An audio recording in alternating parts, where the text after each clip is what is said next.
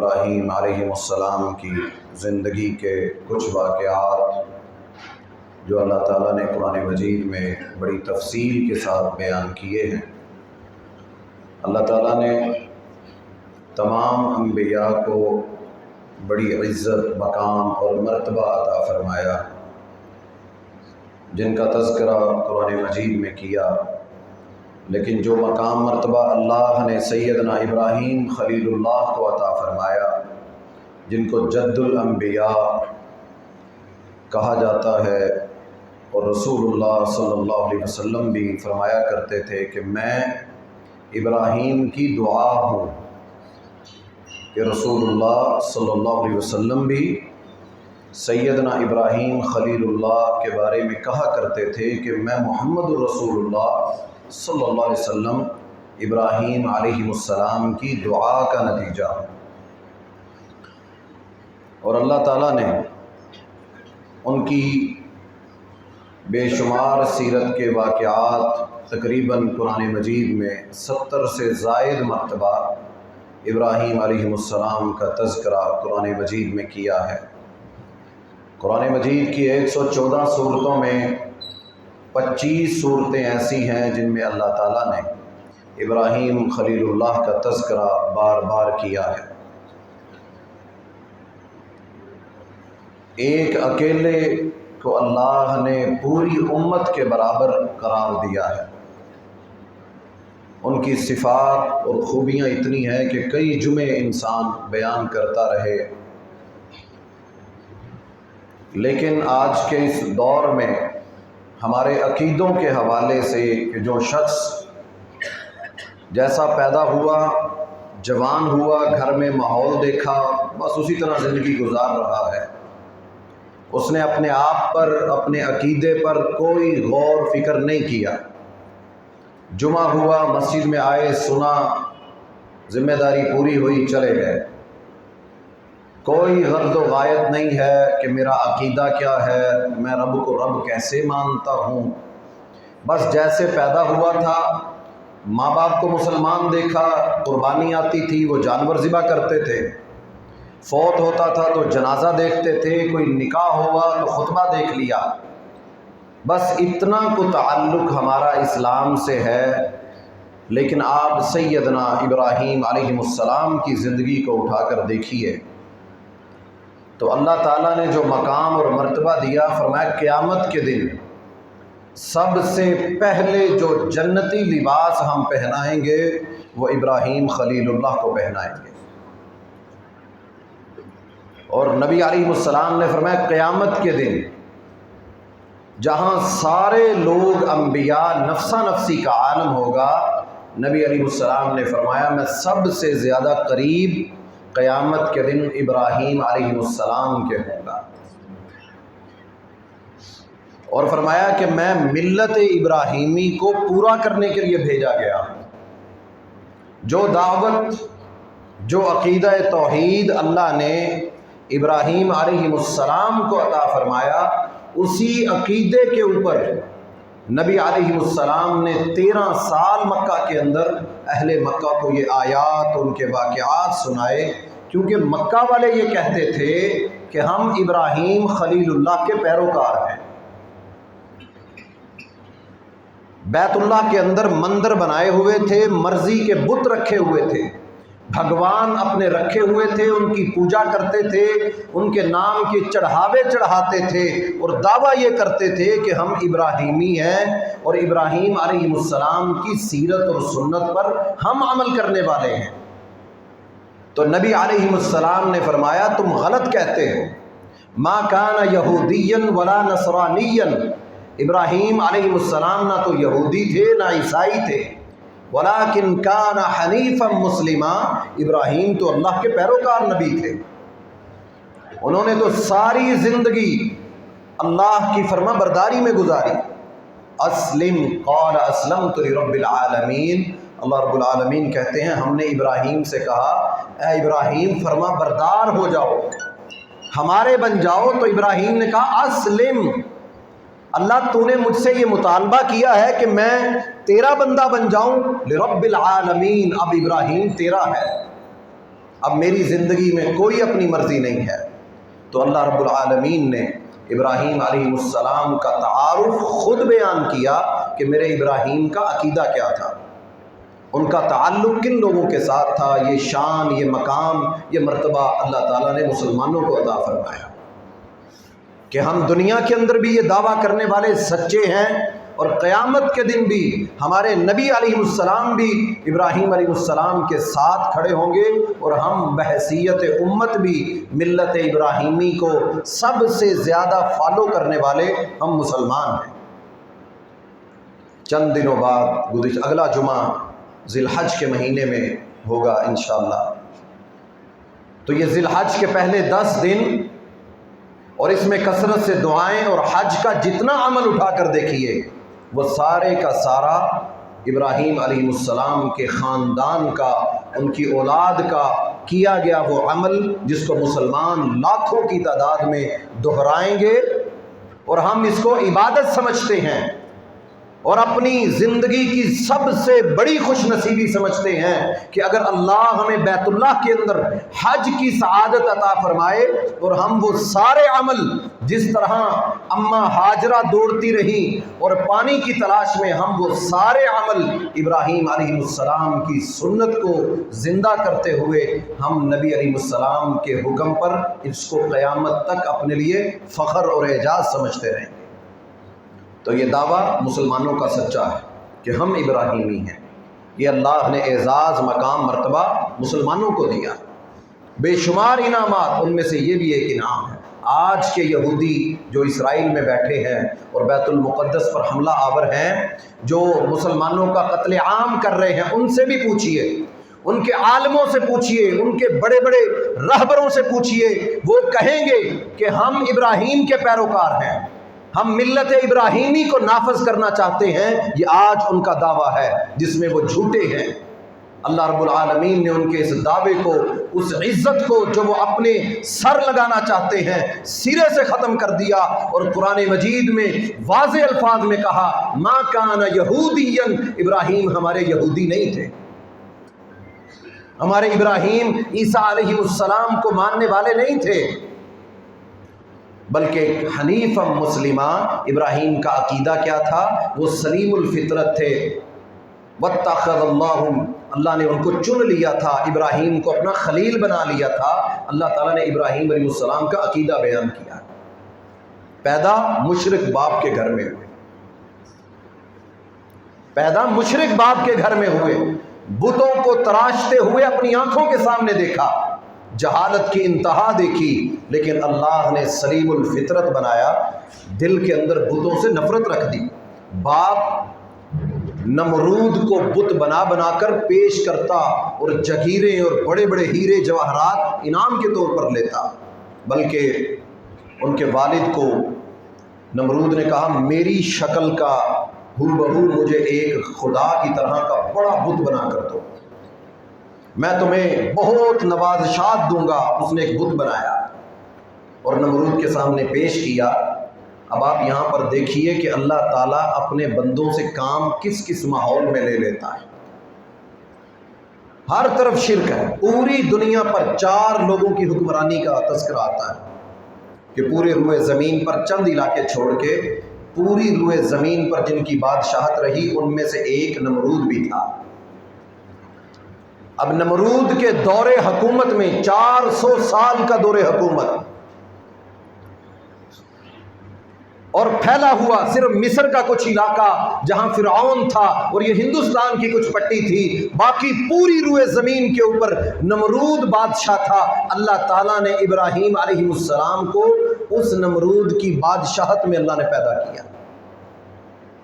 और अकीदा देखिए, सलीमुल फितरत पैदा किया कि जिस घर में पैदा किया उनका बाप बुतों को तराशता था और बुत नमरूद के लिए, बादशाह के लिए तैयार करता था। नमरूद ने कहा, मेरा बुत तराश करो। जब उसका बुत बनाया गया तो उसने सारे इंसानों को जमा किया और कहा, मुझे सजदा करो, मुझे सजदा करो।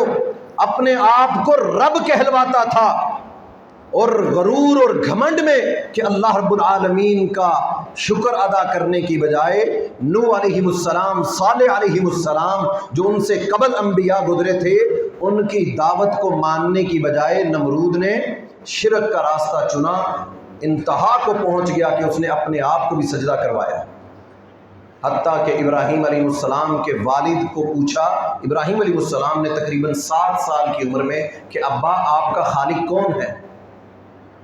تو آزر نے کہا نمرود۔ تو ابراہیم علیہ السلام نے پوچھا تو نمرود کو کس نے پیدا کیا؟ تو بڑا غصہ چڑھا، کہا چلے جاؤ ورنہ میں ماروں گا۔ ابراہیم علیہ السلام نے اپنے والد کو بار بار نصیحت کی اور یہ عقیدہ دیا کہ جو کہتے ہیں نا وجدنا آباءنا، ہم نے تو اپنے گھروں میں ماحول یہ دیکھا ہے، ہم نے تو ساری زندگی بڑوں کو یہ کرتے دیکھا ہے۔ تو اللہ رب العالمین نے یہ قرآن مجید میں 70 سے زائد مرتبہ ابراہیم خلیل اللہ کا تذکرہ کر کے بتایا کہ جس گھر میں باپ کو بت تراشتے دیکھا، بھگوان بناتے ہوئے دیکھا، لوگوں کو جھکتے اور شرک کی غلاظتوں میں ڈوبا ہوا دیکھا، ہم نے ابراہیم کو اس معاشرے میں بھیج کر عقیدہ دیکھو کیا دیا کہ ابراہیم کہہ رہے ہیں اپنے باپ کو، ابا جس کو تم پوجتے ہو نہ یہ کچھ سنتے ہیں نہ دیکھتے ہیں نہ نفع نقصان کے مالک ہیں۔ باپ نے بیٹے کو کہا اگر یہ دوبارہ بات کی تو گھر سے نکال دوں گا۔ جب نمرود کو لوگوں کو پوجتا ہوا دیکھا تو باپ سے مکالمہ ہوا۔ اللہ تعالیٰ نے قرآن مجید میں یہ باپ اور بیٹے کا تذکرہ ابراہیم علیہ السلام کا اپنے والد سے کہ بڑے پیار سے کہا ابا جان جن کو آپ پوجتے ہیں نہ یہ سنتے ہیں نہ دیکھتے ہیں نہ نفع نقصان کے مالک ہیں، آپ جن کو کہا وجدنا انا وجدنا آباءنا، اے ابراہیم جس کام سے تو ہمیں روک رہا ہے ہم نے تو شروع سے یہ کرتے ہوئے دیکھا ہے، ہمارے بڑے بھی یہ کرتے رہے اور ہم آج یہی عمل کرتے رہیں گے۔ اللہ تعالیٰ نے اس عقیدے کو باطل قرار دیا۔ جو آج یہ کہے کہ میرا عقیدہ یہ ہے کہ میرا باپ یہ عمل کرتا تھا، میرے بڑے یہ عمل کرتے تھے، اگر وہ غلط تھے، گمراہ تھے، غلط عقیدے پر زندگی گزار کر گئے، اور آج آنے والا اگر یہ کہے کہ ان کا غلط عقیدہ بھی درست ہے، اس کو سوچنا چاہیے کہ اللہ تعالیٰ نے ابراہیم علیہ السلام کو کس انداز سے قرآن مجید میں باپ اور بیٹے کو آپس میں نصیحتیں کرتے، عقیدہ توحید سمجھاتے ہوئے، یہ بیس ہے، ریڑھ کی ہڈی ہے۔ عقیدہ توحید ہو تو کمی کوتاہی بھی ہوئی تو اللہ درگزر کر دے گا۔ اگر عقیدہ توحید میں کمزوری رہ گئی، اگر اللہ کے ساتھ ہم یہ بھی سمجھتے رہے فلاں بھی نفع دینے پر قدرت رکھتا ہے، فلاں بیٹے دینے پر قدرت رکھتا ہے، فلاں بھی ہماری مدد کرنے پر قدرت رکھتا ہے، تو جتنے حج عمرے کر لو، جتنی عبادتیں کر لو، اگر عقیدے میں بگاڑ آ گیا تو اللہ تعالیٰ باقی بھی اعمال منہ پہ دے مارے گا۔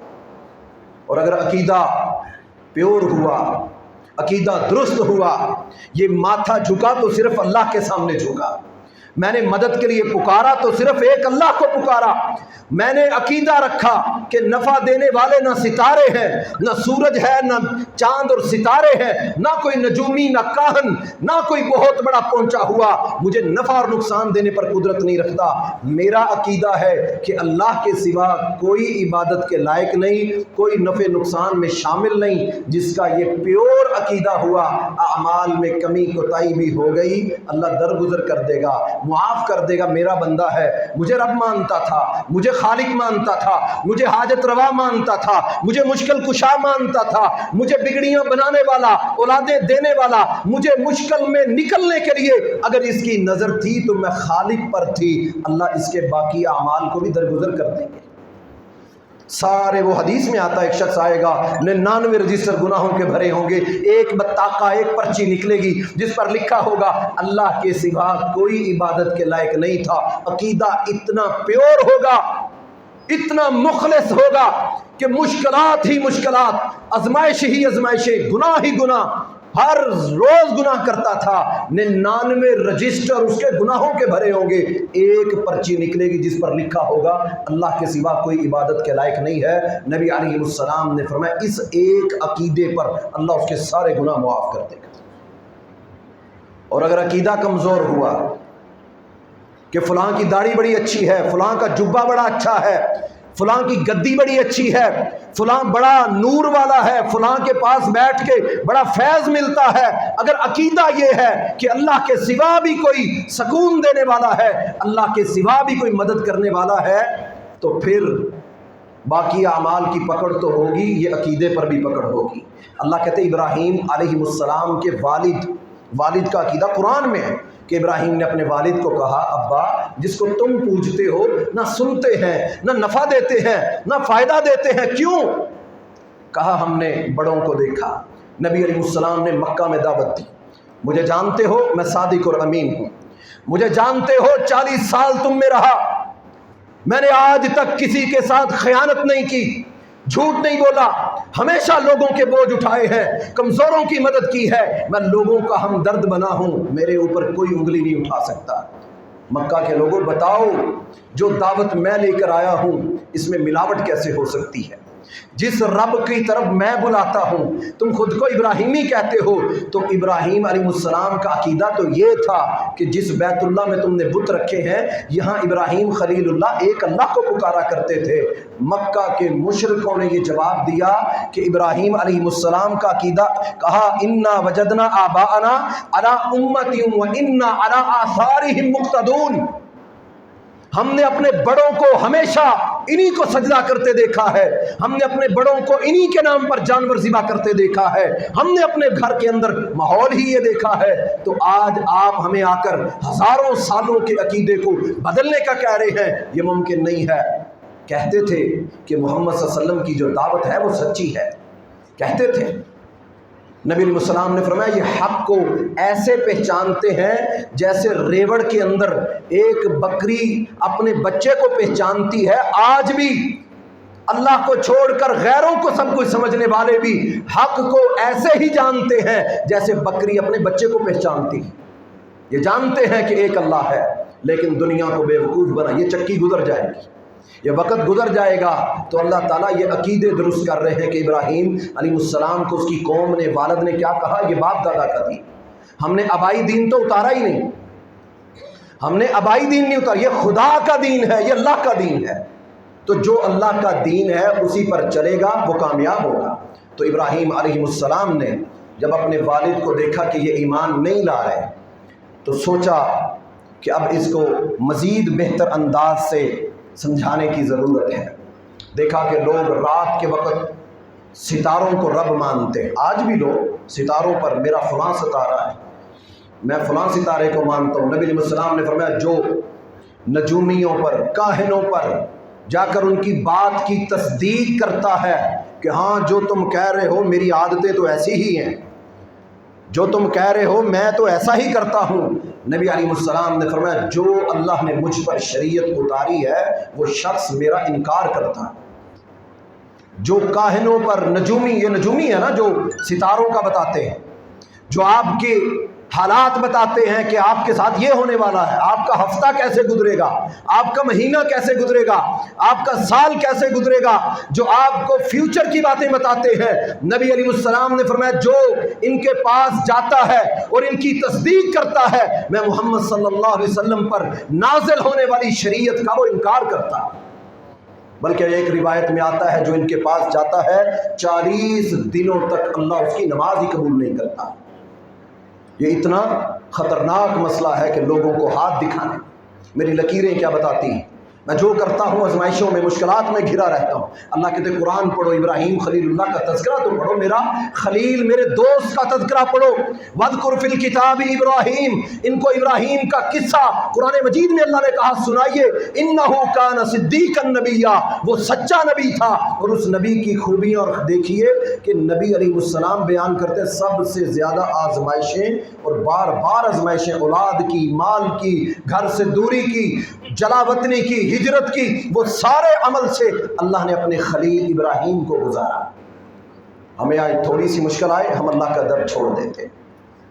نبی علیہ السلام نے یہ پورا قصہ بیان کیا اور اللہ تعالیٰ نے قرآن مجید میں ذکر کیا۔ ابراہیم علیہ السلام گئے، ستارے کو دیکھا کہ لوگ ستاروں کو رات کو کھڑے ہو جاتے ہیں، ستارہ وہ نکلتا ہے اس کو پوجنا شروع کر دیتے ہیں۔ کہا اچھا یہ رب ہے، چلو دیکھتا ہوں، میں بھی دیکھتا ہوں یہ رب ہے۔ تھوڑی دیر گزری، وہ جو ستارہ چمک رہا تھا وہ بجھ گیا۔ یہ کیسا رب ہے جو بجھ جاتا ہے؟ چاند نکلا، 14ویں کا چاند، روشنی ہی روشنی، ہاں یہ ستاروں سے بڑا ہے۔ دیکھا لوگ ان میں سے کچھ اٹھ کر ستارے کو چاند کو اپنا رب مانے ہوئے کہ یہ رات کے وقت رستہ بھی بتاتا ہے مدد کرتا ہے. لو جی ابراہیم علیہ السلام نے صبح طلوع ہونے لگی دیکھا وہ بھی ختم ہو گیا. یہ کیسا رب ہے جو صبح ہوتے غائب ہو گیا؟ جس کو دن کو ضرورت پڑی اس نے خدا کو پکارنا ہوا تو کیسے پکارے گا؟ سورج نکل آیا. جب سورج کو دیکھا کہ سورج کے پجاری بھی ہیں، لوگ سورج کو رب مانتے. قوم کو دیکھا کہ کچھ لوگ سورج کو نکلنے پر آج بھی ہندوؤں کو آپ دیکھو گے سورج دیوتا اس کو کہتے ہیں اور سورج کو رب مانتے ہیں، اور جب سورج نکل رہا ہوتا ہے اس کے سامنے جھکتے ہیں. اس کو سورج دیوتا کہتے ہیں کہ یہ خالق اور مالک ہے، اس کے ذریعے ہمیں انرجی ملتی ہے اور یہ ہمارے مشکلات میں آسانیاں لاتا ہے. اور وہ ابراہیم علیہ السلام کی قوم کے لوگوں کو دیکھا سورج کو رب مانے ہوئے. ابراہیم کہنے لگے اچھا یہ رات والوں سے بڑا ہے، یہ ان سے زیادہ روشنی دیتا ہے، دیکھتے ہیں یہ کب تک تمہارا خالق ہے. مغرب کا وقت ہوا وہ غروب ہو گیا. کہا لگتا ہے یہ بھی رب نہیں ہے، جو غروب ہو جائے وہ رب کیسے ہو سکتا ہے؟ ابراہیم علیہ السلام نے فرمایا رب تو یہ تو مخلوق لگتی ہیں کہ جو کسی کی پابند ہے، ایک وقت میں نکلتی ہے اور غروب ہو جاتی ہے، یہ مخلوق تو لگتی ہے، یہ خالق نہیں لگتا. لگتا ہے یہ کسی کے حکم کے تابع ہیں. تم جن کو پوج رہے ہو ستاروں کو، چاند کو، سورج کو، یہ اللہ رب العالمین کے مقابلے میں نہیں ہے. آؤ میں تمہیں ایک اللہ کی طرف بلاتا ہوں. قوم نے انکار، باپ نے انکار کر دیا، قوم نے انکار کر دیا. کہنے لگے ابراہیم تم گمراہ ہو گئے، تم ہمیں جن کی طرف بلاتے ہو تم گمراہ ہو گئے ہو. ابراہیم علیہ السلام نے قسم اٹھائی تاللہ لأکیدن اصنامکم بعد ان تولوا مدبرین. اب میں کروں گا تمہارے ساتھ، اب دنیا دیکھے گی جو میں تمہارے ساتھ کروں گا. ان کے میلے کے دن آنے والے تھے، ہر شخص نے دو دو تین تین بھگوان بنائے ہوئے اور ان کو پوجتے. ایک چھوٹا ہوتا ایک بڑا، ایک اس سے بڑا، دو دو تین تین خدا بنائے ہوئے اور ان کو باقاعدہ عید کے دنوں میں کتنا اللہ کا احسان ہم پر، ہم جانوروں کو ذبح کرتے ہیں، عید کی نماز کے لیے اللہ کے سامنے جھکتے ہیں. اور ان کی بدبختی کیا تھی کہ عید کا ایک دن بنایا ہوا، اس دن بتوں کو خوشبوئیں لگاتے تھے، بہترین کھانے تیار کرتے اور ان کے سامنے لے جا کر رکھ دیتے. کہتے یہ ہماری عید ہے، یہ نذرانے، یہ چڑھاوے چڑھاتے. ابراہیم علیہ السلام کو آ کر کہنے لگے ابراہیم ہمارا میلہ لگنے والا ہے، عید آنے والی ہے تو تم بھی ہمارے ساتھ جاؤ گے. ابراہیم علیہ السلام جانتے تھے کہ یہ قوم ایک جگہ خوب جا کر گیمیں کھیلے گی. یہ جو آج بھی ہسٹری پڑھیے گا، یہ 4 سال بعد جو مقابلے ہوتے ہیں پوری دنیا میں اولمپک کے، اس کی ہسٹری تو پڑھ کے دیکھیں یہ کہاں سے شروع ہوئے. یہ اولمپک گیمز جو دنیا میں ہوتی ہیں ان کو پڑھیے یہ کہاں سے شروع ہوئی دنیا میں. یہ مذہبی تہوار تھا ان کا جو چلتے چلتے پوری دنیا کے اندر پھیلا اور آج یہ پوری دنیا کے لوگ حصہ لینا اعزاز سمجھتے ہیں، لیکن ان کے لیے یہ مذہبی گیمیں تھیں. اور ابراہیم علیہ السلام کے دور میں بھی، اس دور میں ایک جگہ جا کر لوگ میلہ لگاتے اور وہاں گیمیں کھیلتے، سارا دن مشغول رہتے. شام کو تھکے ہارے واپس پلٹ کر آتے تو پھر اپنے خداؤں کے سامنے سجدے کرتے، نظریں نیازیں کرتے. جو چڑھاوے صبح چڑھا کر جاتے ان کو اٹھا کر اپنے گھر والوں کو کھلاتے اور اس کو ثواب سمجھتے. ابراہیم علیہ السلام میلہ کا دن تھا، قوم کو سمجھانا بھی ضروری تھا. اللہ نے چن بھی لیا تھا ابراہیم تیری ذمہ داری ہے اس قوم کو عقیدہ بتانا. ابراہیم علیہ السلام نے نصیحتیں بھی کیں، بعض و نصیحت بھی کر کے دیکھا لیکن قوم باز نہ آئی. تو جب میلے کے دن وہ چلے گئے تو ابراہیم علیہ السلام اس بت والی جگہ، بتوں والی جگہ میں داخل ہوئے. اب وہاں کلہاڑی ہاتھ میں ہے، قل جاء الحق وزهق الباطل ان الباطل كان زهوقا. حق نظر آتا ہے باطل پر، اللہ حق کو واضح کرتا ہے اور یہ ہو ہی نہیں سکتا کہ اللہ تعالیٰ فرقان کو، حق اور باطل کو واضح نہ کرے. ہر دور کے اندر یہ ہوا ہے اور ہوتا ہی رہے گا قیامت تک. ایسا کبھی نہیں ہوگا کہ شیطان دنیا سے غائب ہو جائے، فتنے ختم ہو جائیں، شرک ختم ہو جائے.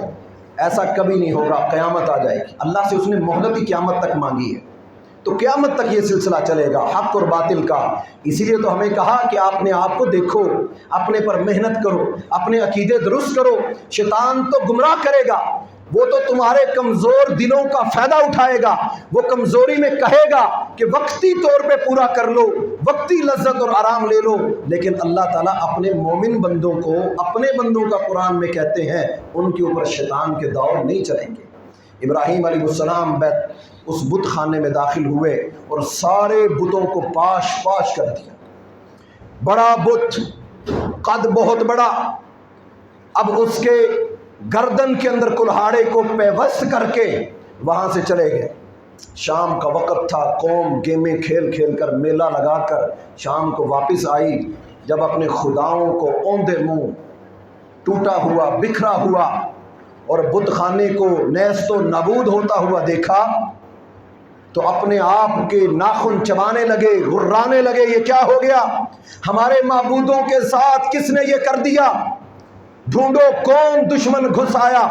کہنے والوں نے کہا تمہیں پتا ہے آزر کا بیٹا ابراہیم وہ کہا کرتا تھا کہ میں دیکھ لوں گا، میں کر لوں گا، لگتا ہے یہ اسی کا کام ہے۔ ابراہیم علیہ السلام کو بلایا، کہا ابراہیم یہ کیا کیا تو نے یہ کیا ظلم کیا کہ ہمارے معبودوں کو تو نے ان کی گردنیں اڑا دیں۔ ابراہیم علیہ السلام کہنے لگے مجھ سے کیوں پوچھتے ہو؟ اپنے ان خداؤں سے پوچھو جن کو تم نفع نقصان کا مالک سمجھتے ہو۔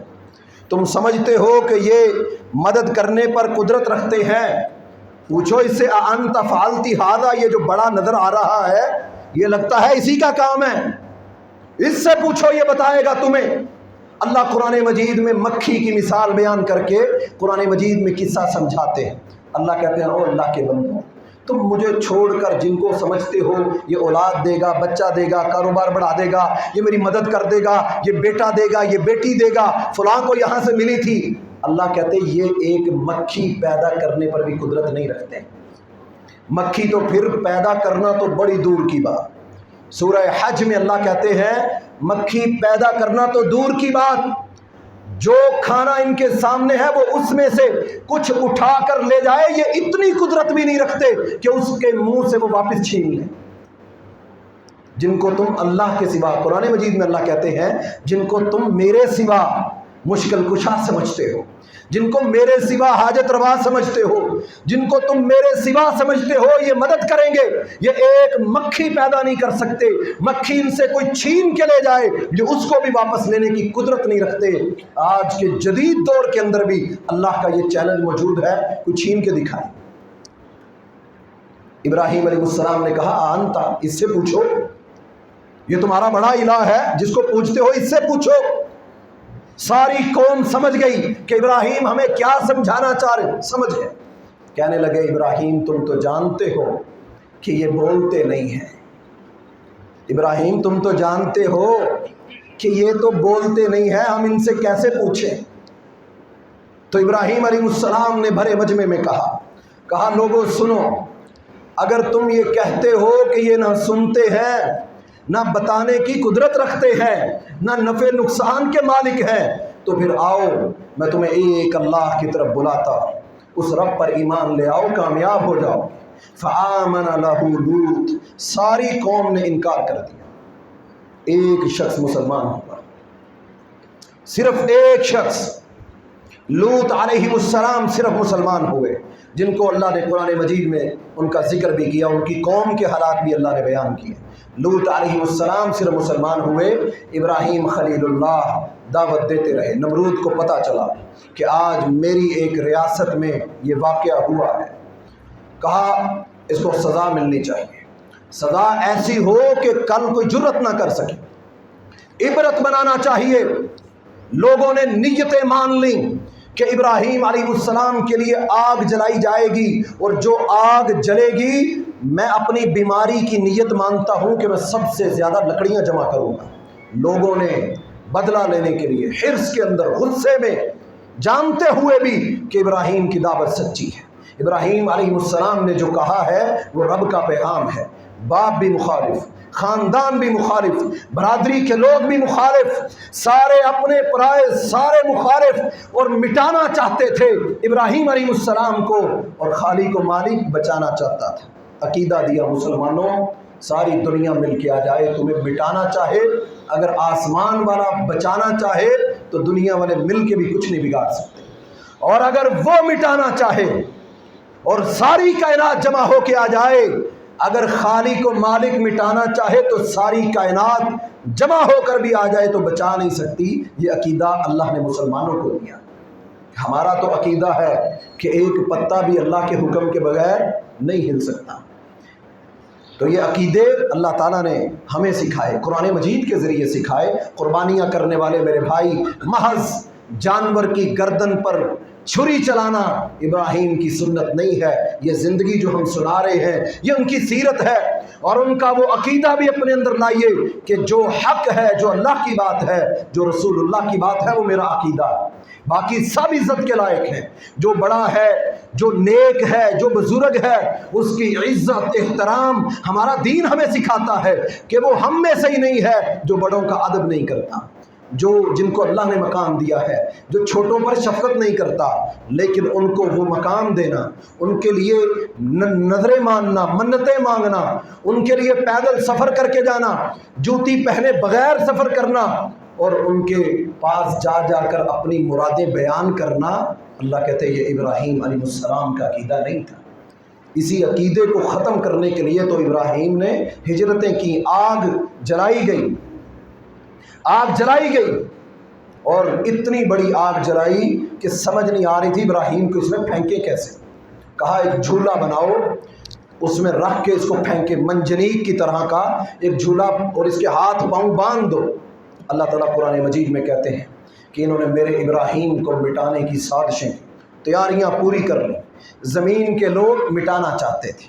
یہ سمجھیں کہ آج بھی لوگ چاہتے ہیں اسلام مٹ جائے گا، مسلمانوں کو ختم کر دیں گے، ان کے اندر سے یہ روح محمد نکال لیں گے۔ ایسا کبھی نہیں ہو سکتا۔ یہ اللہ کا نظام ہے۔ تم مٹانا چاہتے ہو، میرا اللہ بچانا چاہتا ہے۔ اللہ کام لینے پہ آئے مکھیوں مچھروں سے لیتا ہے، اللہ کام لینے پہ آئے ابابیلوں سے لیتا ہے، اللہ کام لینے پہ آئے عیسائیوں یہودیوں سے لیتا ہے، اللہ کام لینے پہ آئے کسی سے بھی لے سکتا ہے۔ تو ہم اپنے لیے اعزاز سمجھا کریں، یا اللہ تو نے مجھے اپنے دین کا نوکر سمجھ لیا، اللہ تو نے مجھے اس قابل سمجھا میں کسی کے کام آ گیا، اللہ تو نے مجھے اس قابل سمجھا کہ میں کسی کے پاس نہیں گیا بلکہ مجھے کسی کی ضرورت کو میرے پاس تو نے پیش کر دیا۔ اللہ کہتے یہ نظام ہے دنیا کا۔ تو اللہ رب العالمین نے قرآن مجید میں ابراہیم علیہ السلام کی آگ جلانا، ان کا مٹانا، ہاتھوں کو باندھ دینا اور آگ میں ڈالنا۔ ہم نے کہا قلنا یا نار کونی بردن وسلاما علی ابراہیم، اے آگ تیرا کام جلانا ہے، تو جلاتی ہے، تجھے بنایا ہی رب نے اس لیے ہے کہ تو چیزوں کو جلاتی ہے، لیکن آج اللہ کا تجھے حکم ہے نار کونی بردن، ٹھنڈی ہو جا۔ اور کیسی ٹھنڈی؟ ابراہیم کو ٹھنڈ نہ لگے اور گرمی تپش نہ لگے۔ لوگوں نے کہا ہم نے دیکھا کہ آگ جل رہی تھی اور صرف وہ رسیاں جلیں جس میں ابراہیم کو باندھا گیا۔ سبحان اللہ، یہ اللہ کی قدرت تھی، یہ اللہ کا معجزہ تھا، اللہ کی نشانی تھی کہ تم دنیا والے مٹانا چاہتے ہو، میں بچانا چاہتا ہوں۔ نمرود نے ساری کوششیں کر کے دیکھ لیں، جب اس کو پتا چلا کہ ابراہیم تو بچ گئے، لوگوں میں تذکرے شروع ہو گئے، ابراہیم کا رب بڑا پہنچا ہوا ہے، نمرود سے بڑا ہے۔ نمرود نے فوراً بلایا، کہا ابراہیم کو میرے سامنے پیش کرو۔ پیش کیا، کہا ابراہیم تیرا رب کیا کر لے گا؟ یہ بھی قرآن مجید میں اللہ تعالیٰ نے بیان کیا ہے کہ نمرود نے پوچھا کہ تیرا رب کیا کر سکتا ہے؟ ابراہیم علیہ السلام نے کہا میرا رب زندہ کرتا ہے اور مارتا ہے۔ اس نے 2 قیدی جیل سے بلائے، ایک کی گردن اڑا دی، ایک کو چھوڑ دیا۔ سارے لوگ دیکھ رہے ہیں، کہنے لگا دیکھو ابراہیم جو تیرا رب کرتا ہے وہ تو میں بھی کر سکتا ہوں، ایک کو میں نے موت دے دی، ایک کو زندگی دے دی۔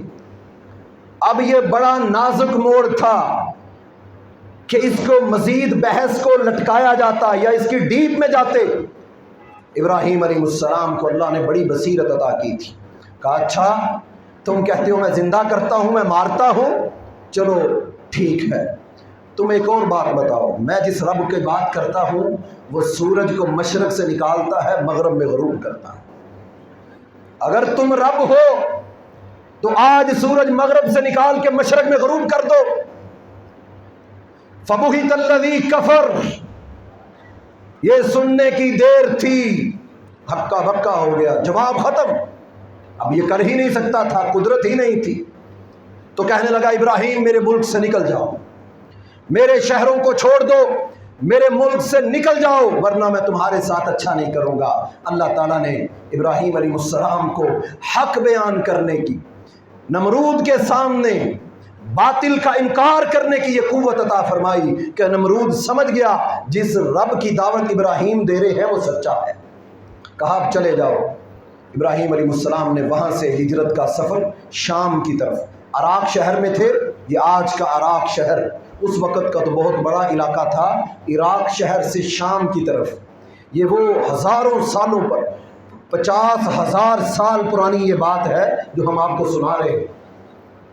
इन शहरों का वजूद हज़ारों साल पुराना है और ये दुनिया में मौजूद हैं, और अल्लाह कुरान में इनका तज़किरा कर रहे हैं 1400 साल पहले कि इब्राहीम अलैहिस्सलाम को अल्लाह ने हुक्म दिया, ऐ इब्राहीम ज़ाहिबुन इला रब्बी सयहदीन, अब तुम रब का नाम लेकर निकल जाओ, छोड़ दो। अब नबी अलैहिस्सलाम फरमाते हैं कि इब्राहीम शाम की तरफ गए। ये जो मुल्क शाम है, यहाँ इनके चचा रहते थे। वहाँ जब गए तो चचा ने फिर अपनी बेटी सारा अलैहिस्सलाम से उनका निकाह कर दिया। ये पहली शादी इब्राहीम अलैहिस्सलाम की हुई। अल्लाह ताला ने, लूत अलैहिस्सलाम भी साथ थे, हिजरत करके जाने वाले ये दोनों साथी वहाँ गए तो अल्लाह ताला ने निकाह पहला हुआ, और उम्र तकरीबन बुजुर्गी के करीब, उस वक़्त 175 साल मुकम्मल उम्र, लेकिन उस वक़्त 80 साल के करीब थे और औलाद नहीं थी। बीवी अल्लाह ने दे दी, और जिस शहर में रहते थे वहाँ भी लोग सितारों को पूजते थे, सूरज को, वहाँ भी दावत। वहाँ के लोगों ने भी कहा इब्राहीम यहाँ से चले जाओ। इब्राहीम अलैहिस्सलाम फिर फ़लस्तीन आए। ये आज का जो फ़लस्तीन है, ये नबियों की सरज़मीन जो हम कहते हैं, ये इसलिए कि जद्दुल अंबिया, वो भी मुसलमानों के। हम ये दावा करते हैं कि हम इब्राहीमी हैं क्योंकि ये हमारे अंबिया की सरज़मीन है, हम अंबिया के वारिस हैं और मानने वाले हैं। तो इब्राहीम अलैहिस्सलाम फ़लस्तीन में आए, यहाँ कुछ देर क़याम किया और फिर मिस्र की तरफ सफ़र किया। जब मिस्र की तरफ सफ़र किया तो वहाँ का जो बादशाह था वो बड़ा हवस का भरा हुआ और बड़ा जालिम था। उसको पता चलता कि किसी मर्द के साथ उसकी खूबसूरत बीवी है तो उसको अपने कंट्रोल में करने की कोशिश करता। तो इब्राहीम अलैहिस्सलाम को पता चला कि इस तरह का ये बादशाह है, तो बादशाह ने कहा इनको दोनों को मेरे पास लेकर आओ। तो जब वो सैयदा के करीब जाने लगा तो अल्लाह का मौजज़ा कि उसका हाथ शल हो गया, उसका हाथ शल हो गया। वो अपने मुलाजमों को कहने लगा ये किसको ले आए हो, ये कोई जादूगर लगती है कि जिसके करीब जाता हूँ। इब्राहीम अलैहिस्सलाम हाथ उठाए हुए, या अल्लाह हमारी इज्जत को बचा, ये जालिम है। और सैयदा, या अल्लाह मेरे जिस्म के करीब किसी गैर को मत आने देना। और अल्लाह ने इस दुआ को सुना कि वो करीब जाता उसका हाथ शल हो जाता, हाथ कांप जाते। जब उसने देखा ये तो बड़ी कोई अल्लाह की वली औरत लगती है, तो फिर उसने हाजरा अपनी एक मुलाजमा तोहफे में सैयदा को दी कि ये जाओ, इसको ले जाओ, ये तुम्हारी खिदमत करेगी। अल्लाह ताला इस कायनात को, इस निज़ाम को चलाने वाला अल्लाह, वमा ज़ालिका अलल्लाहि बिअज़ीज़, और ये कुदरतें अल्लाह की हैं, अल्लाह इस निज़ाम को चलाने वाला। अल्लाह ताला की कुदरत, जो नीयत ख़राब थी, इरादे ख़राब थे, अल्लाह ने वहाँ से हाजरा अता कर दी। जब वहाँ लेकर गए तो सारा कहने लगी इब्राहीम कई साल गुजर गए, मुझसे आपको अल्लाह ने कोई औलाद नहीं दी, तो मैं चाहती हूँ आप हाजरा से निकाह कर लें। तो हाजरा अलैहिस्सलाम से निकाह हुआ। तो इससे आगे का जो वाक़या है ये मिस्र के अंदर, मिस्र में फ़िरऔन की हुकूमत थी। फ़िरऔन हर दौर के बादशाह को कहा जाता था, लेकिन ये भी एक बादशाह था मिस्र का।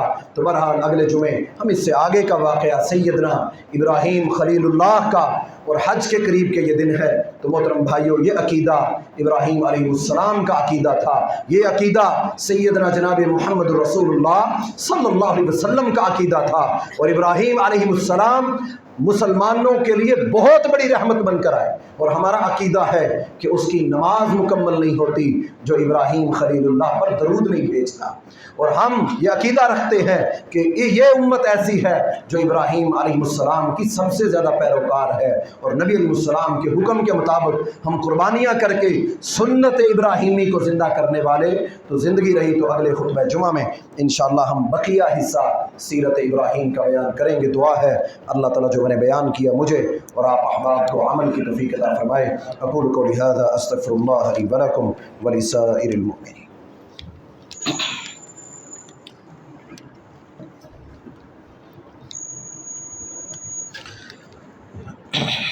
ان الحمد للہ نحمده ونستعینه ونستغفره ونؤمن به ونتوکل علیہ ونعوذ باللہ من شرور انفسنا ومن سیئات اعمالنا، من يهده الله فلا مضل له ومن يضلل فلا هادي له، واشهد ان لا اله الا الله وحده لا شريك له، واشهد ان محمدا عبده ورسوله۔